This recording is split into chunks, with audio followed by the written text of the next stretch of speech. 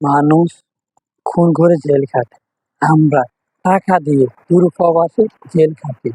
না পারে পরিবারকে দেখতে, না পারে নিজের স্বাধীনতায় চলতে, না পারে নিজের কষ্ট কেউকে জানাতে। জানালে সে আপনার নরম জায়গায় আঘাত করে। কেন জানেন?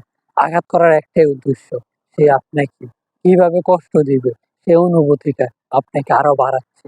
জানেন, সে যতই আপন হোক না কেন নিজের কষ্টের কথাটা তাকে শেয়ার করবেন না। শেয়ার করলে মনের মনটাতে আঘাত করবে। একবার ভেবে দেখেছেন, সে আপনার যতই গভীরতা বন্ধু হোক, সে আসলে বন্ধু না। সে আপনাকে একসময় আপনার বন্ধু নামে আপনাকে অনেক বিপদে ফেলাবে। বিপদে ফেলার উদ্দেশ্য একটাই, সে যতই আপন হোক না কেন, সে আপনার আপন কাছের লোক না। একবার ভেবে দেখেন। কিন্তু কষ্টটাই আপনি পাবেন যখন বন্ধুত্বটা চলে যাবে তখন। কিন্তু আপন হওয়ার আগে একবার দেখে নেবে আসলে সে আপনার আপন আছে কি।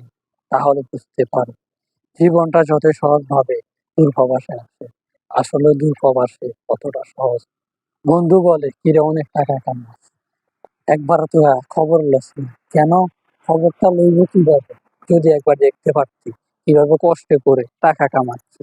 আমাদের ক্ষেত্রে বিমানে উঠে বেইমান হইয়া গেছে, এমন নিজের আত্মীয় স্বজন বলে আসলে বেইমান তো আমি হই, কিন্তু বেইমান হইতে আমাকে বাধ্য করেছে।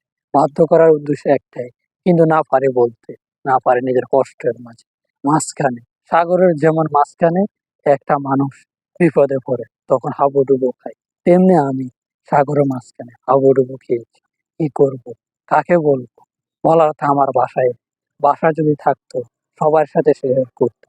শেয়ার করলে হবে কি, কষ্টটা আরো বেড়ে যাবে।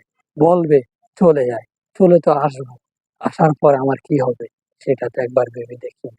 আসার পরে তখন বুঝতে পারি যে পরিবারের কথায় কিভাবে বলে, নিজের বন্ধু বান্ধব কিভাবে বলে, চলে আইসো, কি করছো, কিছুই তো করতে পারলো না, তোর দিয়ে কিছুই হবে না।